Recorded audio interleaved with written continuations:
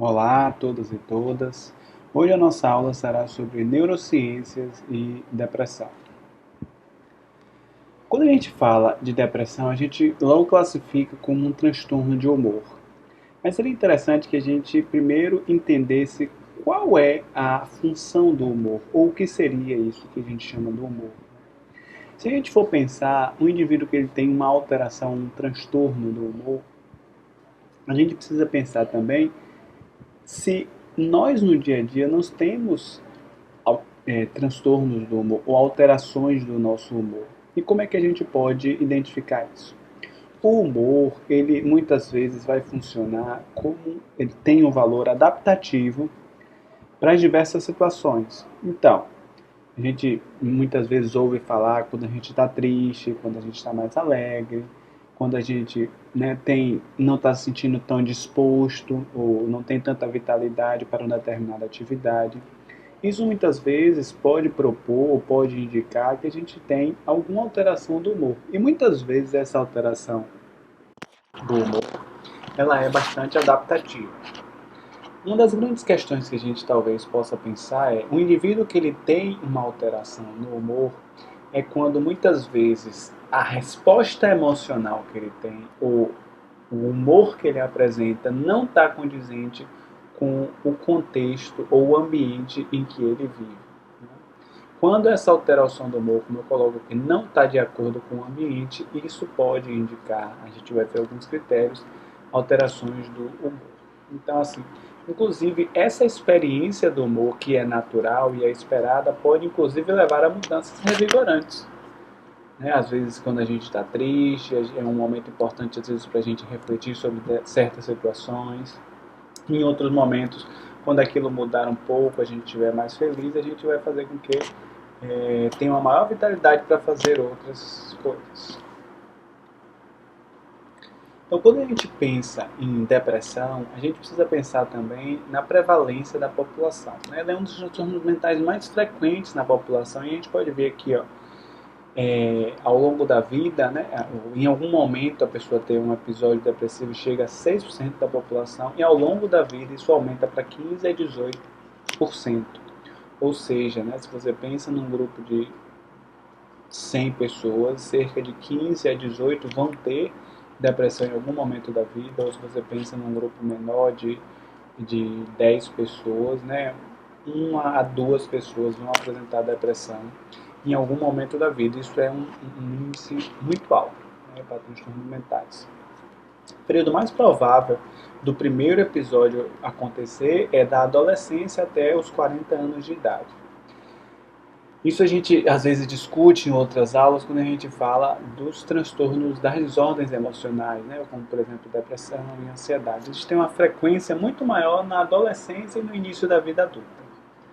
Tá? Provavelmente por questões de desenvolvimento, questões genéticas, questões ambientais, aonde existe uma maior prevalência de depressão nessa fase da vida.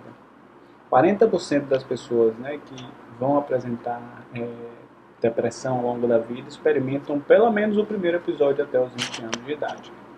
Ou seja, isso fala muito da importância da gente prevenir quadros de depressão maior e a gente vai ver porquê ao longo da vida e quanto mais precocemente pior seria a resposta em termos de prognóstico. É 2 vezes mais comum em mulheres e isso provavelmente indica um fator biológico e também psicossocial. Eu gosto muito dessa imagem, né? Ela foi retirada desse artigo aqui da Lancet, aonde ela vem trazendo vários tipos de sintomas, tá, que apresentam em quadros depressivos. Né? Vejam que esses sintomas eles precisam estar presentes por pelo menos 2 semanas, mas além disso, né, tem a questão do tempo, tem a questão da intensidade, de alterar a funcionalidade do indivíduo. Mas esses dois aqui seriam os sintomas centrais, né, em termos da depressão. Seria o humor deprimido e a anedonia, que seria a perda do prazer das atividades. E isso daqui a gente pode pensar como esses primeiros sintomas emocionais. Né? Aqui o sentimento de culpa, né, é muito comum também, que seriam esses sentimentos mais emocionais. Indo já nesse espectro que é proposto, a gente vai aqui para sintomas neurovegetativos, aonde o indivíduo ele pode ter uma ideação suicida, um planejamento, né, de suicídio. Veja que já vai existir uma perda de energia ou uma fadiga. O sono também ele é alterado, onde pode ter uma diminuição do sono ou um aumento do sono. E aqui você também pode ter alteração no apetite, novamente também a diminuição do apetite ou aumento do apetite. Veja todos esses aqui relacionados a sintomas neurovegetativos. Tá? E aqui mais à frente a gente teria os sintomas neurocognitivos dentro desse espectro. Onde aqui, por exemplo, a gente teria a diminuição da habilidade de se concentrar, né, de tomar decisões, e o atraso ou retardo psicomotor, né, ou agitação psicomotora. Então, nesse espectro aqui, a gente pode pensar desde de sintomas, né, mais nucleares, passando por sintomas neurovegetativos e neurocognitivos. Sendo esses dois aqui, o humor deprimido e a perda do prazer, como sintomas fundamentais para a gente pensar no diagnóstico ou na identificação de pessoas com depressão. Aqui a gente tem os especificadores segundo o DSM-5, das desordens depressivas. Então veja, a gente tem cinco tipos de especificadores da depressão maior. O primeiro deles seria o padrão da doença, né? É um episódio simples de depressão maior, é um episódio recorrente, é um episódio com rápida ciclagem, ou seja, rápida mudança, ou é um tipo de episódio depressivo sazonal. É menos comum no Brasil, é mais comum em outros países, onde você tem um clima mais marcado, onde em determinados períodos do ano o indivíduo ele apresenta um rebaixamento do humor. Então, como seria esse padrão de doença, seria o primeiro especificador. O segundo especificador seria as características clínicas, né? Está muito mais ligado a um estresse ansioso, né, que pode ser moderado, leve, moderado ou grave. Pode ter características mistas, pode ser uma depressão atípica, uma depressão melancólica, catatônica. Cada uma dessas aqui, desculpa, a gente vai ter algumas características, ou mesmo uma depressão psicótica, né, que pode ter um humor congruente ou um humor incongruente. Seriam esses especificadores quando a gente fala de depressão maior. O nível de severidade também é importante especificar, moderado, né, leve, moderado ou grave. O início, né, se foi precoce, se foi tardio, ou a remissão do status, né, se é parcial ou completa aqueles sintomas depressivos. Esse estudo aqui é bem interessante porque ele fala como o aumento do número de número anteriores de episódios de depressão aumenta a probabilidade de que um evento estressante aumente o risco do indivíduo ter uma depressão.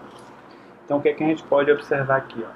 Quanto mais episódios depressivos anteriores, maior a probabilidade de o indivíduo ter um novo episódio depressivo em situações de estresse. Então, veja, aqui é um índice chamado Odds Ratio, que ele fala a ideia de risco relativo.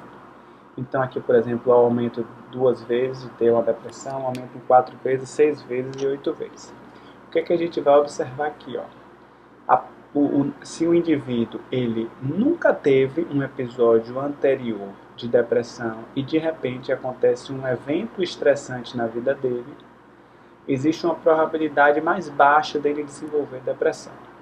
No entanto, se ele já teve um episódio anterior, né, de depressão, veja como essa probabilidade aqui, o risco, né, ao acontecer um evento estressante, esse risco ele já começa a aumentar. Se o indivíduo ele já teve 2 episódios de depressão, veja como aumenta, ele já tem 2 vezes mais risco de desenvolver um episódio depressivo. Veja que ele já teve 3 ou 4 episódios depressivos anteriores. Veja como aumenta mais ainda, e isso daqui vai aumentando cada vez mais.